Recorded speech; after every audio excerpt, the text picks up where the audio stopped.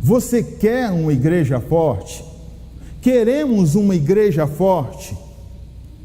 Você, membro dessa igreja, você quer ver a sua igreja forte? Eu quero olhar para esses versículos que nós lemos e tirar alguns aspectos de uma igreja forte, de uma igreja que a gente pode olhar para ela e dizer: aquela igreja é uma igreja de pessoas fortes, ali tem pessoas fortalecidas em Cristo Jesus. E o primeiro aspecto que eu consigo observar, extrair desse texto, é que uma igreja forte, ela é formada por pessoas que buscam relacionamentos fortes, consistentes e profundos. Prova disso é o versículo 15, que diz: se seu irmão pecar contra você. Isso se dá por quê, irmãos? Porque nós temos relacionamentos profundos, relacionamentos consistentes, existe amizade. Como uma pessoa vai errar contra você se não existe relacionamento? Não existe amizade. Você já fez amizade na fila do banco? Hoje os bancos não tem mais fila, né? Todo mundo tem celular, né, irmã Rose? Todo mundo tem celular, aplicativo e faz tudo de casa. Mas eu me lembro de uma época que nós íamos até o banco e tinha uma fila enorme lá, não era, irmã Rose? Não era assim? Era fila de 1 hora, 2 horas, você ficava ali na fila e você fazia amizade ali com as pessoas. Geralmente você faz amizade com pessoa que tem um papo bom, não é? E aquela pessoa é a melhor pessoa que você já conheceu. Que pessoa, gente boa, eu conheci na fila do banco. Pena que naquela época não tinha celular, né? Não tinha. Máximo um ou outro tinha telefone em casa. Mas como era bom fazer amizade, né? Para você saía dali do banco, puxa, que papo legal. Como passou rápido essa hora que eu fiquei aqui na fila do banco. Você já fez amizade na fila do posto de saúde? Eu me lembro que minha mãe nos levava até o posto e nós éramos pequenininhos e a fila era enorme. E ela fazia amizade com a mulherada que estava lá e nós fazíamos amizade com as outras crianças, começava todo mundo a correr e brincar. Quanta amizade boa, quanta amizade legal. Você já fez amizade, aqueles que gostam, né? Pastor Kelmer, Bruno, no estádio de futebol? Você já fez amizade? Começa todo mundo a pular e o cara te abraça, todo mundo pula para um lado, pula para o outro. E quando o time faz um gol, o cara te beija. Ele te dá um beijo, ele nunca te viu, ele te dá um beijo. Que amizade legal. Que amizade bacana no campo de futebol, no estádio de futebol. Mas sabe o que acontece ali, amados? É um relacionamento superficial. Não tem profundidade. Imagine uma piscina onde você entra e a água só molha os pés. É essa amizade na fila do banco. É essa amizade numa viagem que você faz ali sentado num banco de um ônibus ou de um avião. É essa amizade que você faz no estádio de futebol. Mas amizades profundas é aquela que você entra na piscina e você se molha dos pés à cabeça. E aí você vai se magoar. Aí a pessoa vai chatear você. Aí nós vamos errar, e é por isso que está dizendo aqui: se seu irmão pecar contra você. Precisamos de relacionamentos profundos para termos uma igreja forte. Mas o que seria um relacionamento profundo? É uma amizade verdadeira que perdura ao longo dos anos. É aquela que abre espaço para você mostrar quem você é, com os seus erros e com os seus acertos. É uma relação que se aprende sobre tolerância. Tolerância que falta no mundo deve sobrar na igreja. Amor. Amor que falta no mundo deve ser abundante na igreja. Isso é uma igreja forte. Compaixão e acolhimento é o que deve ter em uma igreja forte. Acolhimento. Isso é uma amizade profunda, isso é uma amizade, isso é um relacionamento profundo. E eu pergunto a você: Você tem sido acolhedor com as pessoas que estão chegando? Temos famílias que estão chegando na igreja, temos pessoas que estão chegando na igreja. Você tem sido acolhedor? A partir de você, como tem sido a acolhida das pessoas na igreja? Dos irmãos que estão com problemas? Nós temos sido acolhedores?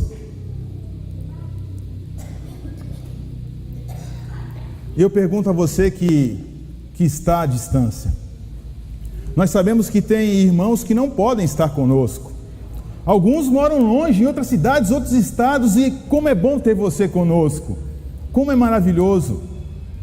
Mas eu pergunto a você que mora a 1 quilômetro de distância da igreja, a 2 quilômetros de distância da igreja, a 3 quilômetros de distância da igreja, como você vai fazer relacionamentos profundos nos acompanhando à distância? Somente à distância? Como você vai se mergulhar em um relacionamento profundo onde você vai errar, vão errar contra você, você vai acertar, vão acertar em relação a você? Nós vamos se acertar se você ficar escondido atrás de uma televisão, atrás de um celular? Como nós vamos criar relacionamentos profundos, consistentes, mergulhar em relacionamentos à distância? Pense nisso. Mas eu olho também para esse trecho da palavra de Deus e eu percebo que uma igreja forte, ela é formada por pessoas imperfeitas. Imperfeitas. Nós somos imperfeitos. Se seu irmão pecar contra você, é porque ele é imperfeito. Se seu irmão errar contra você, é porque ele é imperfeito. Se eu errar contra você, é porque eu sou imperfeito. Nós somos imperfeitos. Se você nos acompanha à distância e pensa, olha, eu não vou naquela igreja porque eu sou imperfeito, eu digo que aqui é o seu lugar. Aqui é o lugar das pessoas imperfeitas. Sabe por quê, irmãos? Quando nós, imperfeitos, nos aproximamos daquilo que é perfeito, o nosso Senhor, transformações acontecem. Famílias são restauradas. Caráteres são mudados. Como nós somos imperfeitos? Nós somos imperfeitos primeiramente diante de Deus. A diferença é que Deus, Ele nos perdoa quando nós erramos. E muitas vezes o nosso irmão, ele não admite o nosso erro. Somos imperfeitos diante de Deus. Márcia estava internada, irmãos. E no sábado, uma médica passou e depois pediu para conversar comigo e disse, olha, os antibióticos não estão fazendo efeito. Nós vamos agora cedo entrar com um antibiótico, já entramos com um antibiótico mais forte. E amanhã ela precisa estar melhor. E fui visitar ela no domingo, ela não estava melhor, ela estava pior. Passou uma outra médica e disse, olha, nós vamos entrar com um procedimento cirúrgico. Eu poderia fazer essa cirurgia em você hoje, mas você está muito debilitada. E eu vou pedir para os médicos que fazem essa cirurgia por computador, por vídeo. Obrigado. Por vídeo. E eu fui embora no domingo com muita dor de cabeça, já preocupado. Na segunda-feira eu fui para o hospital e o medo tomou conta do meu coração. Medo. A ponto de você respirar e sabe que parece que está faltando ar? Preocupado, com medo. E quando eu olhei para mim, eu disse, que crente que eu sou? Que crente que eu sou? Onde está a minha fé? Onde está a fé no meu Deus? E eu disse, que pregador da palavra de Deus que eu estou sendo nesse momento? Tudo que eu prego, que eu falo de confiança, aonde está agora? E eu disse, Senhor, me perdoa. Que vergonha que eu estou diante do Senhor, por tamanho medo, por tamanha fragilidade. Que pregador que eu sou, que pastor que eu sou. Quando nesse momento eu preciso confiar no Senhor, como é que eu vou levar confiança para a Márcia se eu estou temeroso? E eu pedi para que Deus me ajudasse. E foi passando aquele medo, foi passando aquela insegurança. Mas nós erramos, irmãos. Nós erramos diante de Deus. E nós vamos errar diante do nosso irmão. A diferença é que Deus, Ele permite a gente recomeçar e fazer o certo. E você permite que o seu irmão possa fazer o certo? Esse é o local de pessoas imperfeitas. É por isso que eu estou aqui, porque eu sou imperfeito. Reconhecer isso faz com que a gente entenda a nossa limitação e que a gente melhore a cada dia. Mas eu vejo mais um aspecto de uma igreja forte.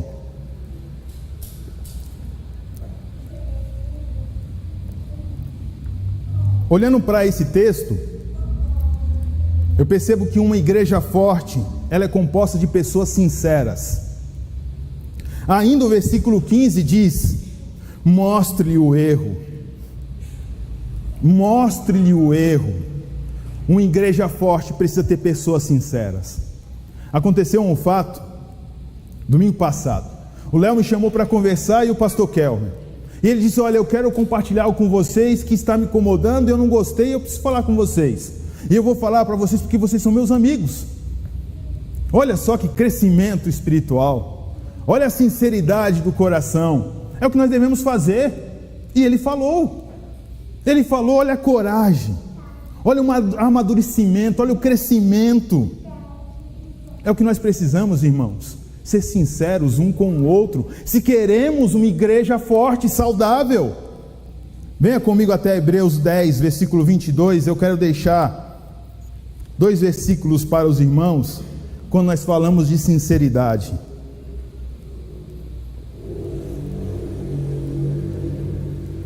Hebreus 10, versículo 22 diz: sendo assim, aproximemo-nos de Deus com um coração sincero e com plena convicção de fé, tendo os corações aspergidos para nos purificar de uma consciência culpada e tendo os nossos corpos lavados com água pura. A sinceridade agrada ao nosso Deus. Outro versículo, outro texto, Romanos 12, versículo 9, diz que o amor deve ser sincero. Odeie o que é mal, apegue-se ao que é bom. Sinceridade é o que nós precisamos colocar em prática. Quando a gente fala de sinceridade, nós podemos olhar primeiramente para Jesus Cristo, o Filho de Deus, e buscar o coração do nosso Mestre. Mas talvez você pense: mas ele era filho de Deus, mas ele foi homem como eu e você. Mas então olhemos para um outro homem, Davi. Quando eu olho para a vida de Davi, irmãos, eu particularmente, eu digo para o Senhor: Deus, que eu não venha cometer os erros que Davi cometeu. Mas quando eu olho para o coração de Davi, eu digo: Senhor, que eu possa me aproximar do coração que Davi tinha, que eu possa chegar próximo do coração de Davi, do coração que ele tinha em relação ao Senhor, e isso que agradava a Deus, sinceridade. Uma igreja forte se faz com pessoas sinceras. Precisamos, amados irmãos, buscar sinceridade, colocar a sinceridade em prática. Mas uma igreja forte também é aquela que sabe ouvir. Olha só, se ele ouvir, você ganhou o seu irmão. Uma igreja forte é composta de pessoas que sabem ouvir. O Léo, ele foi sincero. Amadurecimento cristão. Nos ensinou. Por outro lado, eu e o pastor Kelmer, nós ouvimos, não foi, pastor? A gente soube ouvir. Eu pergunto: você sabe ouvir? Como seu irmão vai ser sincero com você quando você não sabe ouvir? Ou você não quer ouvir? Como é difícil para o pastor dar um conselho. A pessoa vem até o pastor: pastor, eu preciso de um conselho. E o pastor dá o conselho, uma pessoa não quer aquele conselho. Ela quer o conselho que estava na mente dela, que é o que ela quer fazer. Que jogo de cintura o pastor tem que ter para orientar? E a gente sabe ver que o nosso pastor, ele fala mesmo. Mas precisa ter um jogo de cintura, porque qualquer coisa a pessoa não quer vir mais, a pessoa quer ir embora. Na escola bíblica, o professor está dando uma aula, falou alguma coisa, me magoou, eu não vou mais. Não sabe ouvir. E quando o pastor prega, o pastor está falando para mim, isso é para mim, alguma coisa ele está sabendo. Você já parou para pensar que pode ser o Espírito Santo usando o pastor para falar o seu coração? As pessoas não querem ouvir. Por conta disso, muitas igrejas falam apenas aquilo que as pessoas querem ouvir: prosperidade, sucesso, vai dar tudo certo, nada vai dar errado na sua vida, os negócios vão bem, você vai ver. Não querem falar o que as pessoas realmente precisam ouvir, falam o que elas querem ouvir. Você está preparado para ouvir? Uma igreja forte onde as pessoas não querem ouvir é difícil. Olha só mais um versículo eu quero compartilhar com vocês. Tiago 1, versículo 19. Venha comigo até Tiago 1, versículo 19.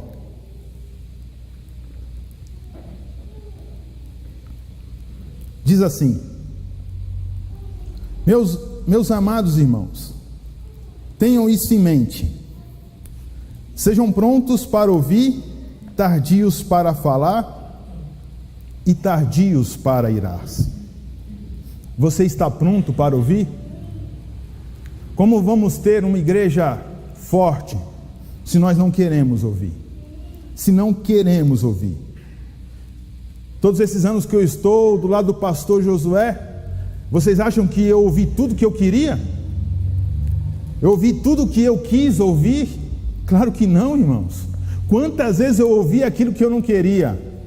E a princípio eu não concordei no meu coração, mas depois eu vi que ele estava certo. Ouvir, irmãos, ouvir. Precisamos ouvir se queremos uma igreja forte. A igreja forte é aquela que ama a disciplina.